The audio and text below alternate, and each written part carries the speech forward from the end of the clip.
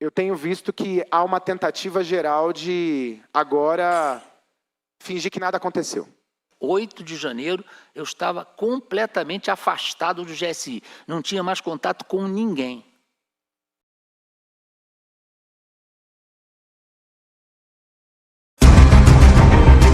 Sobre a proteção de Deus, declara aberta a 14ª reunião ordinária da Comissão Parlamentar de Inquérito dos Atos, ocorrido no dia 12 de dezembro de 2022 e 8 de janeiro de 2023.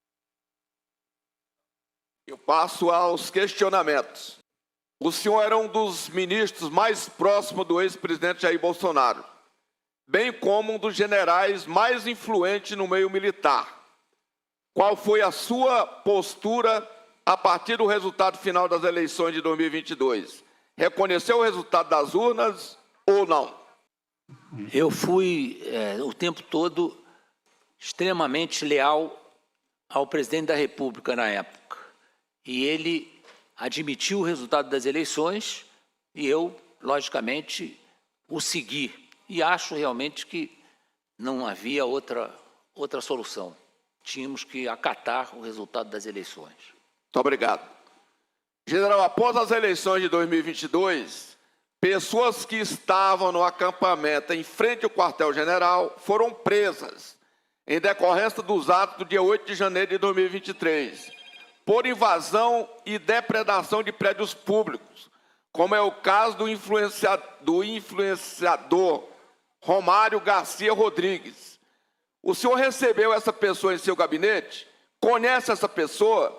O senhor recebeu outras pessoas que estavam acampadas em frente ao quartel-general? Se sim, do que trataram durante a reunião? Olha, eu recebia muita gente que ia ao palácio para conhecer, para tirar foto. Então, confesso que a grande maioria das pessoas que eu recebia, eu não conhecia. Conhecia rapidamente, era apresentado e dali eles partiam para outros lugares do palácio e dificilmente eu tinha qualquer conversa mais prolongada com esse pessoal.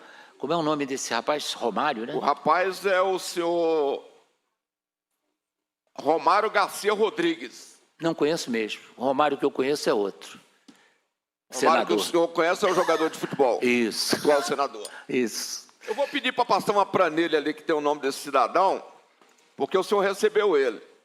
É Romário Garcia Rodrigues, que se diz influenciador digital e é um dos acampados ali do QG. Basta botar ali a planilha, general, com o nome dele. E a data que o senhor recebeu ele. O senhor recebeu ele no dia 18 de novembro de 2022, às 11 horas e 2 minutos e 53 segundos. Eu acredito que ele tenha saído às 11 horas, 5 minutos e 53 segundos. Não me lembro. O senhor não lembra dele, não? Não, não lembro, não. Pois é, mas ele esteve lá com o senhor. General Augusto Heleno. A mídia em geral divulgou nos últimos dias conversas encontradas pela Polícia Federal em aparelhos celulares de assessores do ex-presidente Jair Bolsonaro, dos quadros das Forças Armadas, nas quais eles tramavam um golpe. Em um dos trechos da conversa, os interlocutores Ailton Barros, ex-militar, e o tenente-coronel Cid, ambos presos, falam em pressionar o comandante do Exército, na época, general Freire Gomes, a liderar um movimento golpista. Indago. O senhor tem conhecimento desse movimento? O senhor foi um dos articuladores desse movimento, general? De maneira nenhuma. Se eu tivesse sido articulador, eu diria aqui.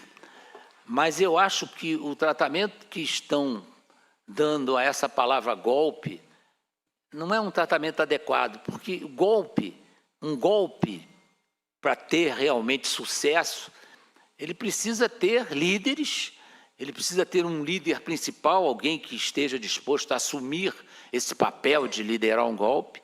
Não é uma atitude simples, ainda mais num país do tamanho e da população do Brasil. Então, esse termo golpe está sendo empregado com extrema vulgaridade e não é uma coisa simples de se avaliar que uma manifestação, uma demonstração de insatisfação, por exemplo, possa caracterizar um golpe. Então, as ações que foram realizadas, por exemplo, no dia 12 de dezembro, foram ações completamente descoordenadas, quer dizer, aquilo não poderia nunca ter sido considerado uma ameaça de golpe. Então, eu acho que era bom refletirem sobre o emprego dessa palavra golpe e verificar se isso não está sendo exagerado, mas tudo bem. O senhor acha que se tivesse tido lideranças à altura, o golpe teria prosperado? Não, eu não acho que teria prosperado. Eu acho que ele teria condições de acontecer se tivesse sido planejado, se tivesse tido...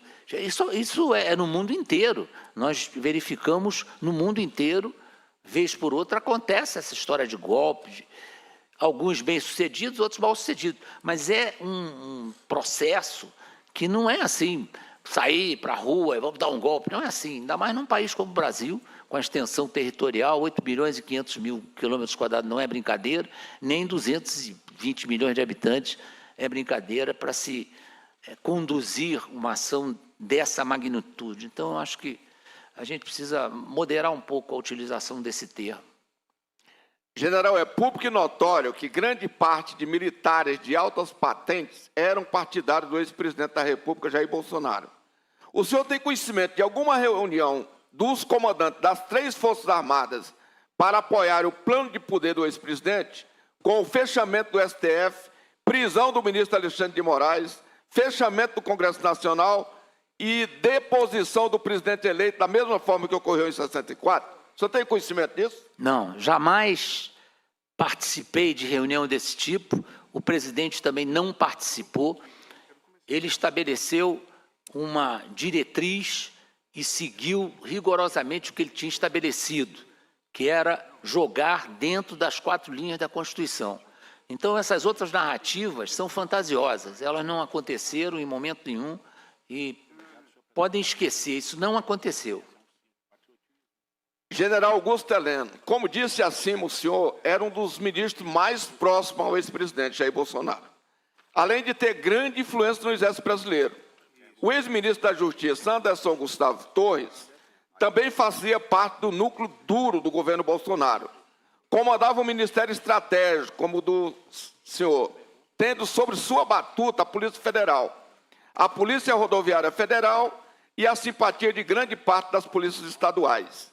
Em busca e apreensão na casa do ex-ministro Anderson Torres, a Polícia Federal encontrou uma minuta, que é uma proposta de decreto antes da publicação para que o então presidente Jair Bolsonaro instaurasse um estado de defesa na sede do Tribunal Superior Eleitoral, o TSE. O objetivo da ação era reverter o resultado do segundo turno da eleição presidencial, em que o presidente Lula foi o vencedor. O senhor esteve em alguma reunião com o ex-presidente, com autoridades militares e com o ex-ministro Anderson Torres para tais fins? O senhor sabe quem redigiu aquele esdrúxulo documento? O senhor teve contato com a tal minuta?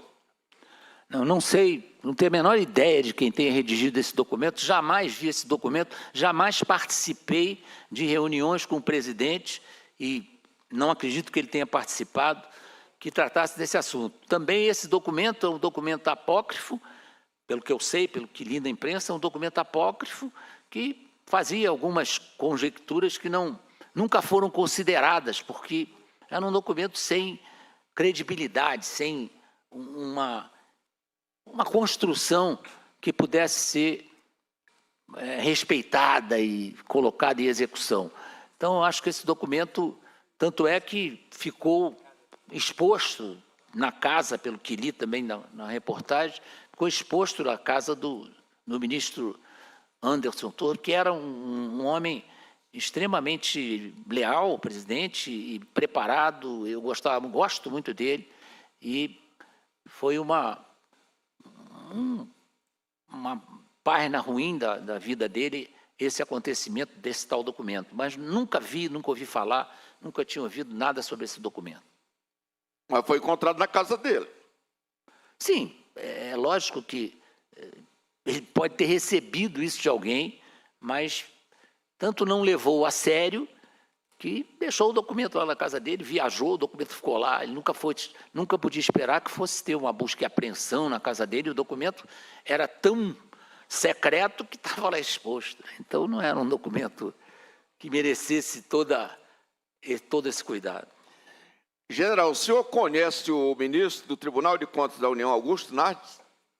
Conheço, tive vários contatos com o ministro. Eu tenho vários contatos com ele? Não na presidência, eu já tinha contato com ele antes, né, porque na época dos Jogos Mundiais Militares, ele esteve, inclusive, eu na época trabalhava no Comitê Olímpico Brasileiro e tive contato com o ministro Nardes, tenho um bom relacionamento com ele.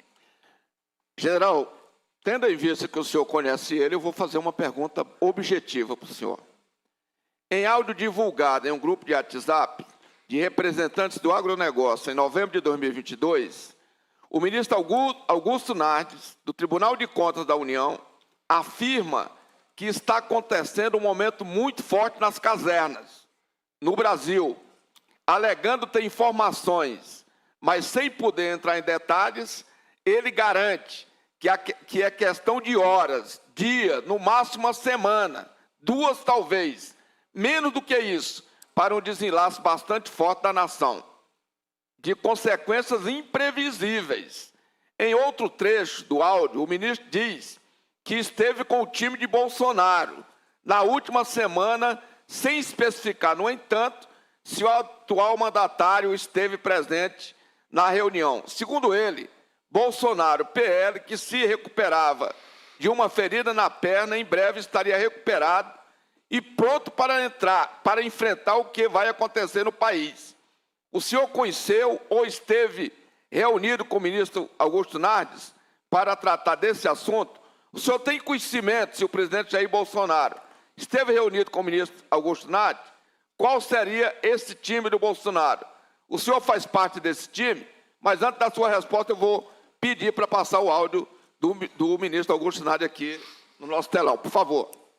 Como eu sou magistrado e julgo muitas coisas do que estão acontecendo no Brasil, praticamente muita coisa passa pelo Tribunal de Contas da União, somos 9 lá, e a situação é bem complexa, muito complexa. É o pior momento que a nação vai viver, mas talvez seja importante para poder recuperar do país. Que nós somos hoje uma sociedade conservadora, que não aceita as mudanças que estão sendo impostas. Está acontecendo um movimento muito forte nas casernas.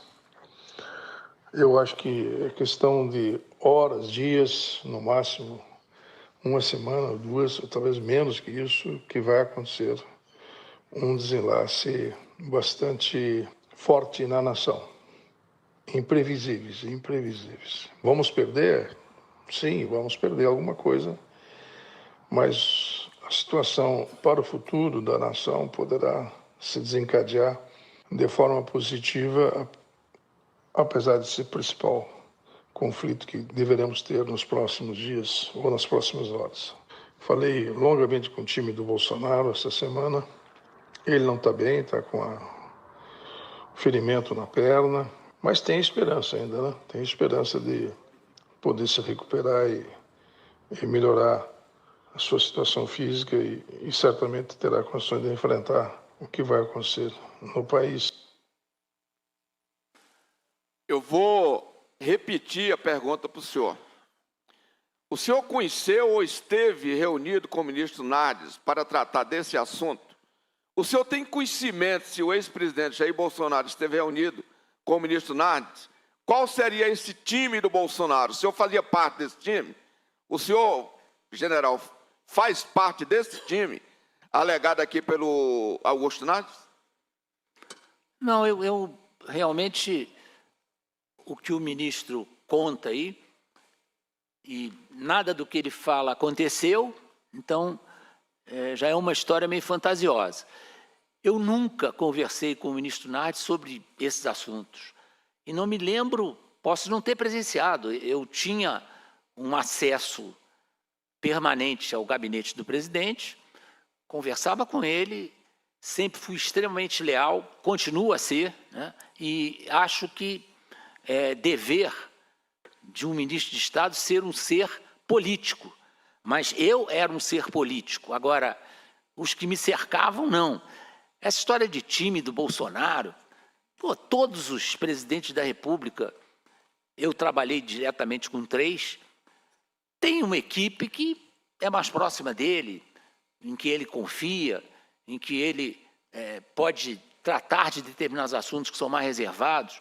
Mas essa história de time não é time, é uma equipe que trabalha pelo sucesso do país, pelo sucesso do governo, e o presidente Bolsonaro também tinha esse time. Eu tinha muito orgulho, se chamarem isso de time, eu tenho muito orgulho de ter sido diretamente ligado a ele, ter sido muito fiel a ele como ministro do Gabinete de Segurança Institucional, que é uma instituição muito importante, e acho que essas outras fantasias aí não colam, porque não tem consistência, são histórias sem consistência. Tudo que ele falou aí não aconteceu nada, nada disso, daqui a 10 dias, daqui a 5 dias, daqui a uma semana, nada disso aconteceu. Então, é uma história pouco... Pelo que o senhor está falando, esse ministro é um fanfarrão, né? Não chego a esse ponto, mas não sou eu que estou dizendo. As afirmativas que ele fez, nenhuma aconteceu. Então, a única coisa que ele falou aí que tem fundamento foi a erisipela que o presidente teve na perna. Fora disso, é tudo fantasia. Pode não ter sido uma fantasia no pensamento dele, mas não aconteceu nada de palpável nisso aí. E aí, sou eu que estou dizendo, pelo que o senhor está falando, é um fanfarrão. Não chego a esse ponto. General, o senhor entende que a culpa dos manifestantes não se desmobilizarem seria o fato do ex-presidente da República e os generais, como o senhor e Braga Neto, não terem declarado ao público que aceitavam o resultado das eleições? Pergunto, por que o senhor não foi a público defender a democracia e dizer àqueles manifestantes que pediu intervenção militar que o Exército Brasileiro defende e sempre defenderá a democracia, as instituições e o Estado Democrático de Direito? Bom, esse papel do Exército, isso na história do Brasil, isso está muito nítido. E quem conhece a história do Brasil sabe que o Exército sempre se pautou pela legalidade, pela democracia e por esses princípios democráticos. Eu acho que isso aí não tinha razão para ser dito. Outra coisa, eu como ministro, eu não podia passar por cima do presidente e declarar uma coisa que era competência dele, e cabe a ele decidir quando é que vai falar isso. Ele falou, inclusive, na saída de uma entrevista aí, no debate, né? Foi depois de um debate, ele falou para uma jornalista que quem ganhasse a eleição estava liquidado o problema, que era... Ele usou até um termo, né? Ele disse que quem tiver mais votos leva. Textualmente ele disse isso. Então, isso já tinha sido dito, né? Não adiantava ficar cozinhando isso. Ele já tinha dito, quem tiver mais votos leva. E foi exatamente o que aconteceu. General Heleno, durante o governo do ex-presidente Bolsonaro, foi veiculado pela grande imprensa um áudio do senhor, informando que precisava tomar 2 Lexotan na veia por dia para não levar o ex-presidente Bolsonaro a tomar uma atitude mais drástica contra o STF. O senhor poderia explicar melhor isso? E qual seria essa atitude mais drástica? Sem essas doses extra de calmante, o senhor levaria o ex-presidente a tomar uma atitude impensada e drástica? Eu vou passar o áudio e em seguida o senhor responde. Por favor, o áudio. Estamos enfrentando uma divergência, eu vou evitar usar um termo mais forte, entre os poderes, que é de domínio público. Temos um dos poderes que resolveu assumir uma hegemonia que não lhe pertence, não pode fazer isso, está tentando esticar a corda até ela arrebentar. Nós estamos assistindo isso diariamente, principalmente da parte de 2 ou 3 ministros do STF, e que eu, particularmente, que sou o responsável, entre aspas, por manter o presidente informado, eu tenho que tomar 2 Lexotan na veia por dia para não levar o presidente a tomar uma atitude mais drástica em relação às atitudes que são tomadas por esse STF que saiu. General, eu vou repetir. Que atitude drástica seria essa que seria tomada contra o STF se o senhor não tomasse essa dose de calmante para acalmar o presidente? Bom, a frase foi retirada de um contexto de uma palestra de 40, 50 minutos. Ela foi retirada do contexto e foi apresentada. Eu falei muito, de maneira jocosa, porque, primeiro, que Lexotan não se toma na veia, né? Então já começa daí. Então foi uma brincadeira que foi feita, e a atitude mais séria que o presidente poderia tomar é fazer um rompimento declarado com o STF, por exemplo. Isso poderia acontecer? Poderia. Então, houve uma série de atitudes do STF que poderiam desagradar a uma parte da população, poderia desagradar o próprio presidente. Então, mas eu falei num contexto muito mais ameno, e lógico que essas atitudes drásticas eram da iniciativa dele, e ele fez questão de, mesmo com a corda sendo esticada, ele manteve a tranquilidade, ele conduziu as coisas da melhor maneira possível. Então, mas o senhor foi um conselheiro para que essa atitude drástica, esse rompimento não acontecesse? Não, eu sempre procurava atuar como um poder moderador, porque eu era ministro-chefe do Gabinete de Segurança Institucional. Então, me cabia trabalhar em prol da segurança institucional. Mas o presidente nunca precisou que eu dissesse para ele, estou tomando Lexotan, para o senhor não fazer nada. Não, ele passou o mandato todo sendo massacrado, né? Realmente isso é notório, e ele conseguiu manter a tranquilidade, a calma, dentro do... Mas o senhor aconselhava para que tivesse essa calma e não tivesse rompimento com o STF? Não, era uma atitude mais do que normal para a minha posição, para a minha idade, para a minha experiência. Era aconselhar que não se partisse para nenhuma atitude que viesse causar maiores não, eu repercussões. estou falando isso, general, até para fazer aqui um reconhecimento público ao senhor.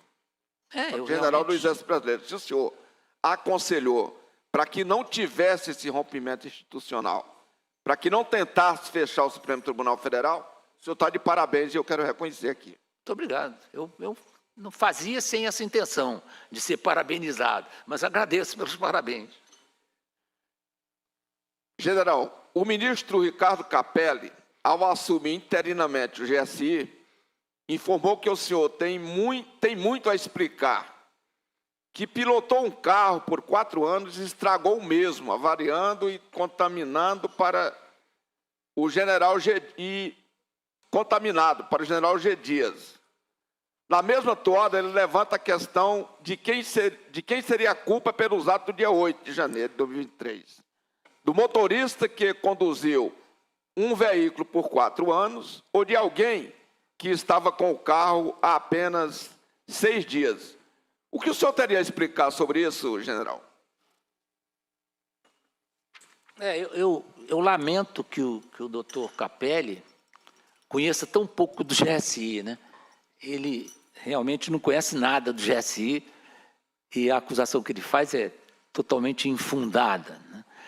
O GSI, quando eu assumi, vinha do general Sérgio Etchegóin, e vinha de uma época que ele foi praticamente extinto como ministério, e a atribuição dele praticamente era fazer segurança do presidente nas viagens, segurança das residências do presidente, do vice-presidente.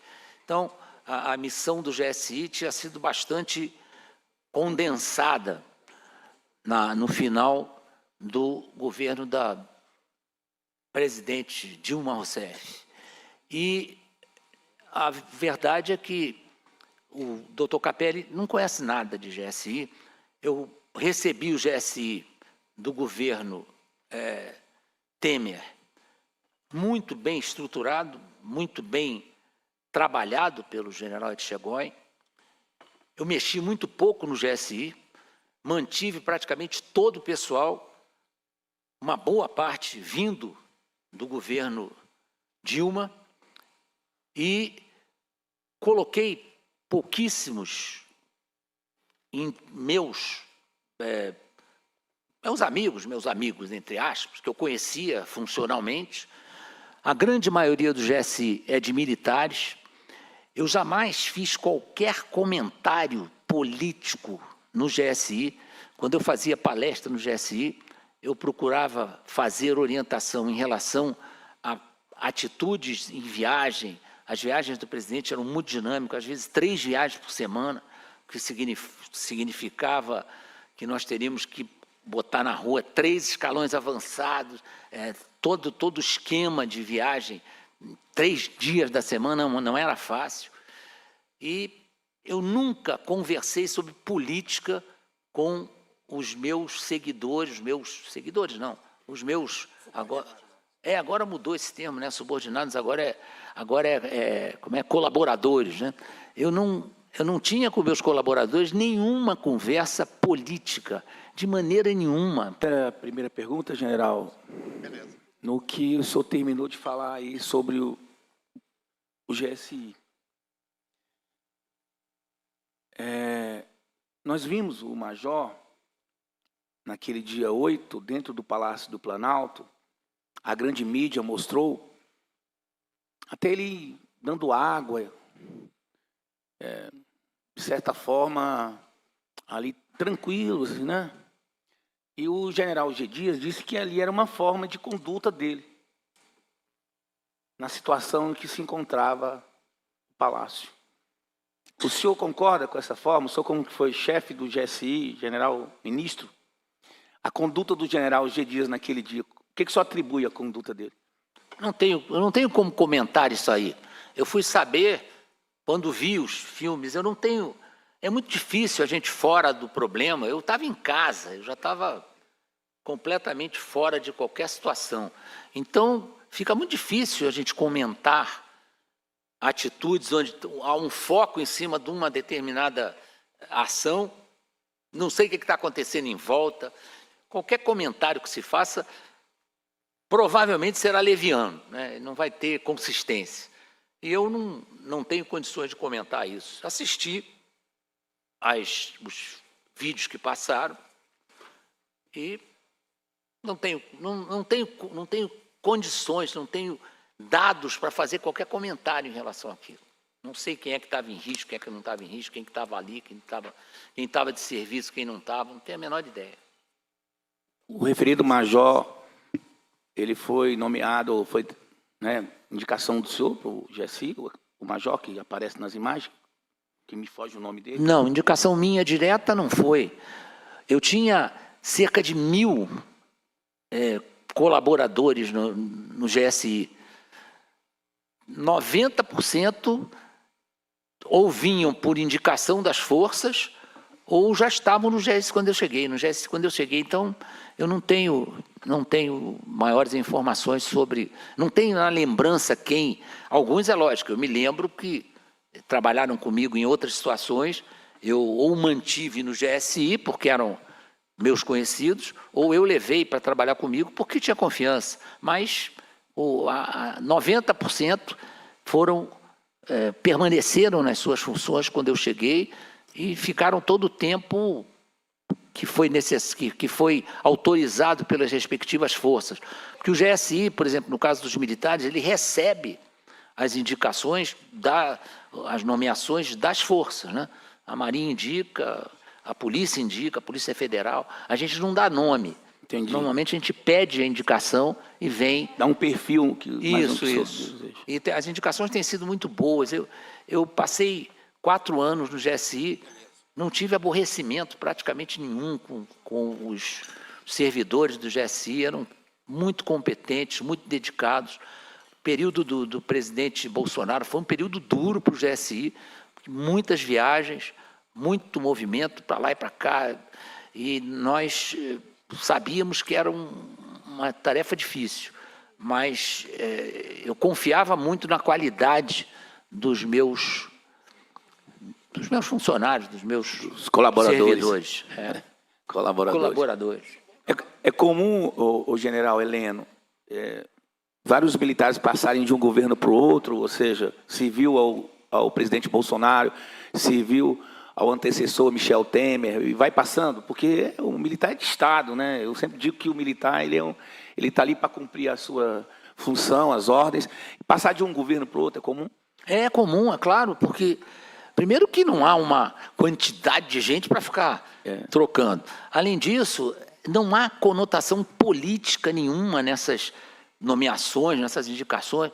Pelo contrário, é o tipo da instituição que tem por obrigação ser apolítica e apartidária. Não pode ser uma instituição partidária, política. Isso foge a toda a concepção que a gente tem de segurança. Então, não existe essa possibilidade. Não existem indicações que sejam políticas. O que o senhor está falando, general, eu como fiquei praticamente 30 anos na Polícia Militar, sou subtenente da reserva, e quando mostraram os atos do dia 8 e ventilaram que a Polícia Militar facilitou, e nós sabemos hoje, aprofundando as investigações nessa CPI, que aqueles 200 policiais que estavam na esplanada naqueles dias, eles foram como se eles fossem jogados para serem abatidos. Tamanha era a discrepância de efetivo que tinha naquele dia.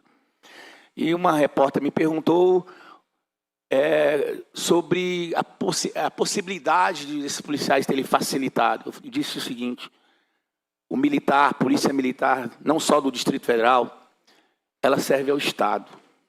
A gente pode ter até preferências, mas quando vestimos a farda e envergamos ela, nós vamos cumprir o nosso dever. Então, os policiais militares que estavam aquele dia de serviço, na Esplanada dos Mistérios, eles foram vítimas. Se teve uma conduta fora do padrão, o policial tirou um selfie, o policial facilitou, ele vai responder individualmente, não a corporação. General, a quem o senhor atribui a derrota do ex-presidente Bolsonaro na última eleição? Uma pergunta, se o senhor quiser responder. O senhor acredita que foram eleições justas?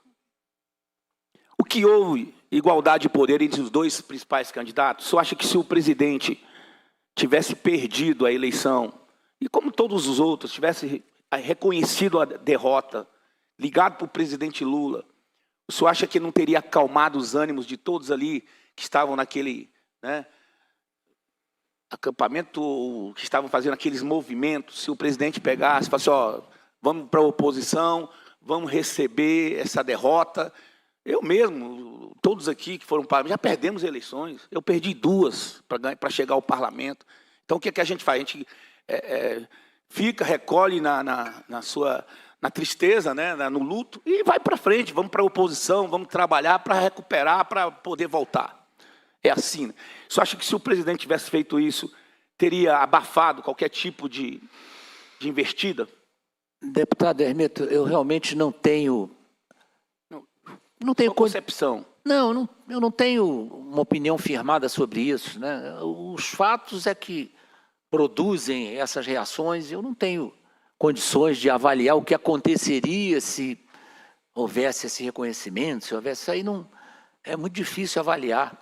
É muito difícil quem não está vivendo diretamente a situação, como era o caso do presidente Bolsonaro, fazer uma avaliação do que seria esse reconhecimento.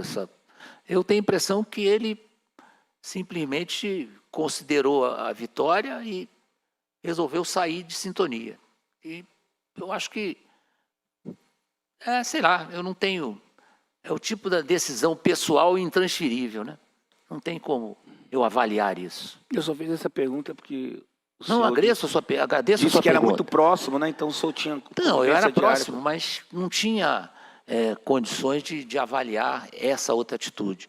E eu queria, desculpe, fazer um comentário. Pode, Eu tenho um enorme apreço pela Polícia Militar do Distrito Federal. Eu considero, talvez não seja a polícia mais exigida do Brasil, mas é uma das mais, eu não tenho a menor dúvida. E não é fácil ser policial, com algumas concepções que existem por aí. Então, é dura, a missão do policial é muito dura, é preciso ter muita consciência, mas especialmente a do Distrito Federal é presenteada com uma série de atividades que não termina nunca, né? Termina uma, começa a outra, termina uma, começa a outra. O cara está praticamente sempre de serviço, não é uma missão fácil. Aproveitando o gancho do senhor, e não vai estar no meu script, o senhor falando da Polícia Militar, especificamente do Distrito Federal, o senhor teve muitos contatos, né, com a Polícia Militar, devido ao trabalho dela. O senhor acha que a Polícia Militar, de alguma forma, poderia contribuir dolosamente para os atos antidemocráticos do dia 8? Pelo que eu conheço da Polícia Militar, não. Não ia contribuir para acontecer de distúrbio, porque não faz parte da formação da Polícia Militar. Eu vou me restringir a essas perguntas e agradecer ao senhor. Me dou por satisfeito, presidente. Agora, pela ordem de chegada, está com a palavra, por até 25 minutos, deputado Fábio Félix. E eu queria começar com uma breve reflexão. Eu acho que nós estamos trabalhando hoje diante de duas teses, me parece. Uma, que o dia 8 foi uma obra do acaso. O dia 8 foi obra de um grupo radicalizado, sem planejamento, sem intenção. E uma outra, de que o dia 8 ele é resultado de um processo orquestrado. De um processo que teve planejamento intelectual, planejamento financeiro, e que houve, de fato, uma tentativa de golpe nesse país. No dia 22 de maio de 2020, havia um boato de que o Supremo poderia mandar apreender o telefone do filho do presidente. Houve esse boato, ou apreender até o telefone do presidente Bolsonaro. Noticiaram naquela manhã, e aí teria tido uma reunião de emergência. O senhor recorda dessa reunião de emergência? Recordo.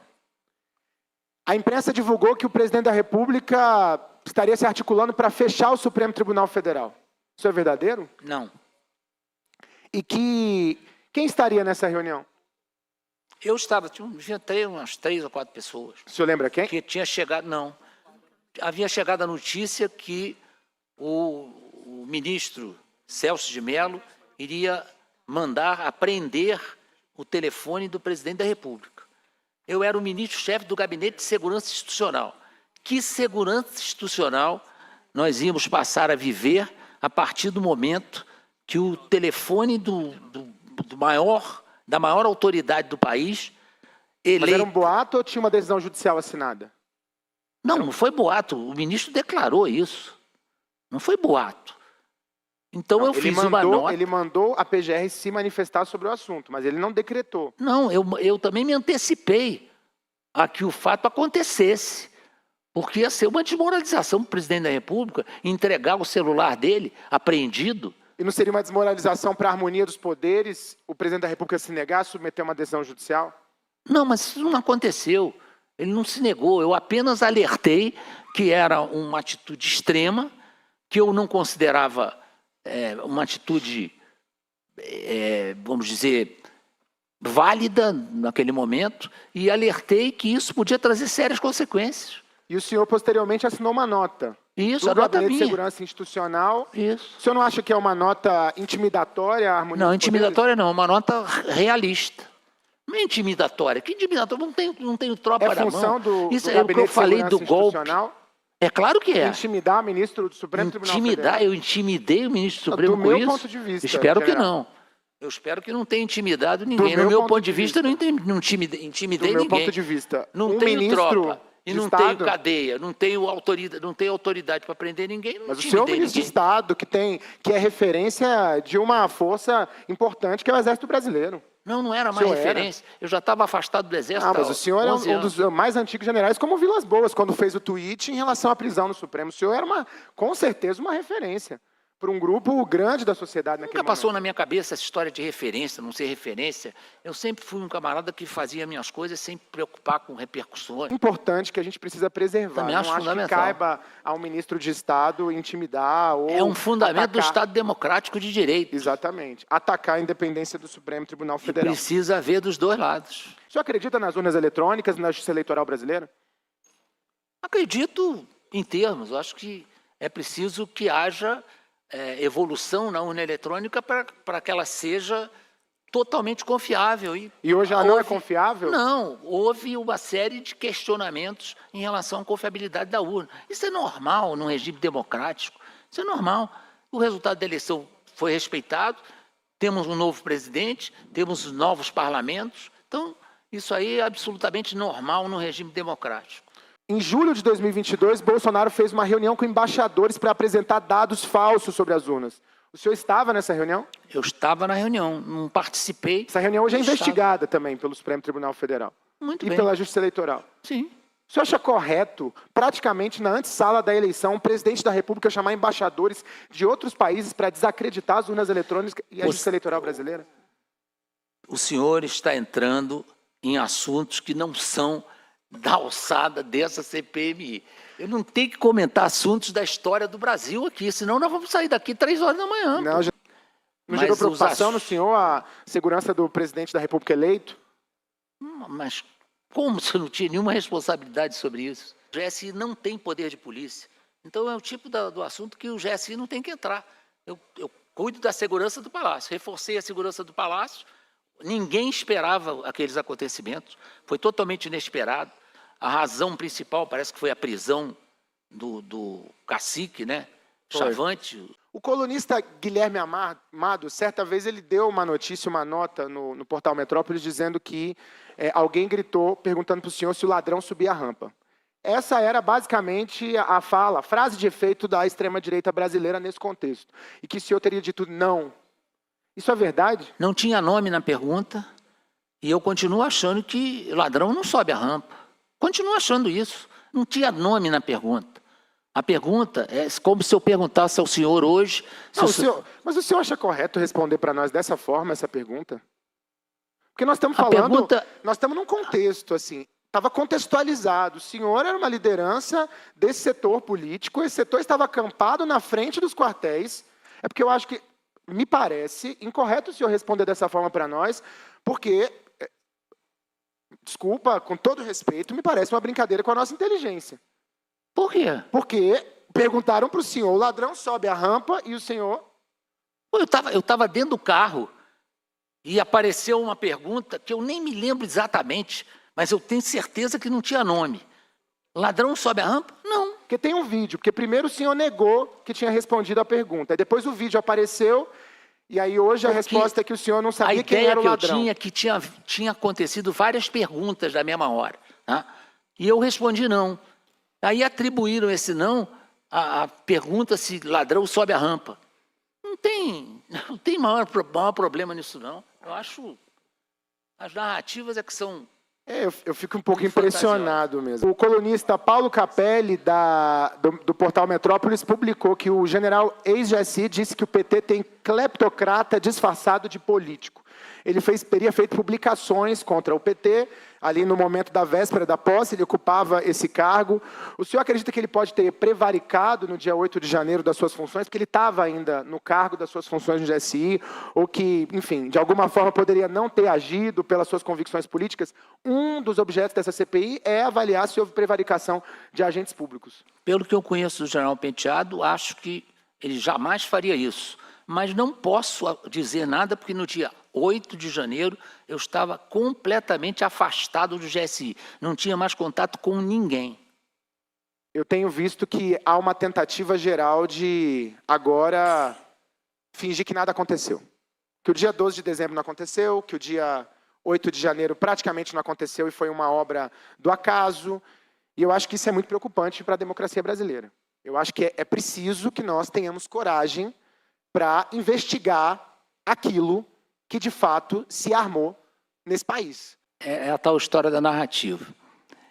Eu, em nenhum momento, achei válidos os acontecimentos do dia 12 de dezembro e do dia 8 de janeiro. Em nenhum momento elogiei ou achei válidos, eu achei que os acontecimentos foram lamentáveis, inadmissíveis, que é lógico que foi muito ruim para a própria imagem do Brasil. Então, os fatos que aconteceram foram lamentáveis. O que eu disse desde o início, e insisto, é que quererem caracterizar atos isolados, sem chefes definidos, por isso a CPI está procurando descobrir quem foi financiador, quem é que participou, considero isso altamente válido. Agora, não pode já vir com uma narrativa pronta e querer empurrar essa narrativa goela abaixo. Não é assim. Os fatos aconteceram, são lamentáveis, têm que ser apurados, têm que ser investigados, mas não pode ter uma definição pronta, ou então não precisaria existir a CPI, os fatos já estariam esclarecidos. Então, isso é que eu quero colocar, porque fica parecendo que os atos do dia 12 de dezembro são irrelevantes. Não são irrelevantes. É uma coisa muito séria, um ataque ao prédio da Polícia Federal. Os de 12 de 8 de janeiro, também atos altamente condenáveis, coisas inadmissíveis, destruição de patrimônio. Então, em nenhum momento pode haver contemplação com isso. O que não pode é querer criar uma narrativa e empurrar essa narrativa. É isso que a minha ponderação é essa. Senhoras e senhores deputados, já passou da hora de conduzirmos nosso trabalho para uma outra linha investigativa, que não seja tentar imputar culpa ao governo anterior, ou aquelas pessoas que exerciam livremente seu direito constitucional de manifestação. Eu fico estarrecido como a esquerda continua insistindo em dizer que é golpe. Pois se teve um golpe, quem tramou? Aí eles falam que foi o bolsonarismo. Então podemos dizer que foi o G. Dias também. A omissão do governo federal. E aqui fica muito claro, ele era já 8 dias general, comandante do GSI. E os fatos divulgados na data de ontem não podem ser relativizados. E agora eu falo como advogado que sou. Há fortíssimos indícios de omissão, de leniência, de prevaricação de agentes públicos ligados ao governo atual. General Heleno, muito obrigado por sua presença. Vossa Excelência é um símbolo de patriotismo para todos aqueles que realmente amam o nosso país. São 2 fatos tristes da nossa história. O senhor mencionou que são fatos lamentáveis, injustificáveis, e nós estamos de acordo com isso. Todos nós lamentamos muito o que aconteceu. Não há o que possa justificar a depredação e a destruição de prédios públicos, tanto menos, deputado Hermeto, em face dos 3 prédios que representam os poderes da nação. É injustificável, isso é verdade. O que é mentira é que foi uma tentativa de golpe. Está comprovado pelos depoimentos da Polícia Militar, pelo depoimento do general Dutra, que antecedeu Vossa Excelência, pelo depoimento de Vossa Excelência, mas a gente vive num mundo em que a verdade, ela às vezes é substituída por narrativas. Uma narrativa com o intuito de criminalizar um movimento político no Brasil. Um movimento político de direita no Brasil. A narrativa é que são terroristas. Narrativas, narrativas, narrativas e narrativas. Mentiras. Bom dia, General Heleno.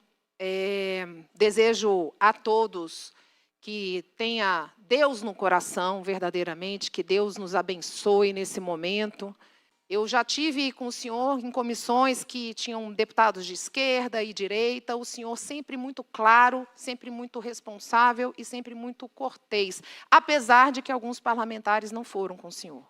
Então, eu registro aqui o meu reconhecimento ao trabalho que o senhor vem fazendo ao longo desses anos ao nosso Brasil. Eu quero aqui presidente, dizer que quando o deputado Daniel de Castro falou em relação a 2 pesos e 2 medidas, é isso que fala? É assim? 2 pesos e 2 medidas? Eu registro que eu não concordo e que tem, sim, 2 pesos e 2 medidas. Eu acho importante, porque isso faz parte da democracia, cada um sente de um jeito. Eu, por exemplo, e aqui eu falo isso, eu já fui cerceada e calada aqui algumas vezes. Por quê? Porque eu fui calada? Porque eu sou mulher?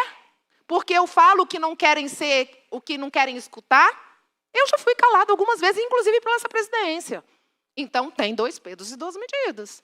Eu aqui apresentei um requerimento para que a gente pudesse ter aqui aquele senhor, que é o Adriano Machado, que estava portando a arma fotográfica, inclusive checando com os manifestantes, amigos dos manifestantes, e que foi recusado inclusive foi sugerido pela essa presidência que eu retirasse o meu requerimento, e foi derrotado. E, na sequência, nós apresentamos um requerimento novamente com assinatura de 4 deputados. E até agora não foi colocado para votar.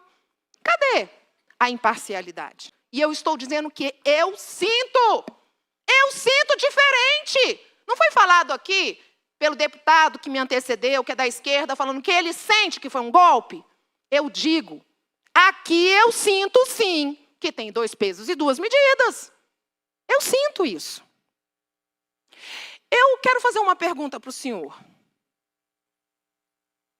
Ladrão sobe em rampa? Não. Pois é, mas subiu. E eu posso dizer isso para o senhor. Subiu. Não deveria subir, mas subiu.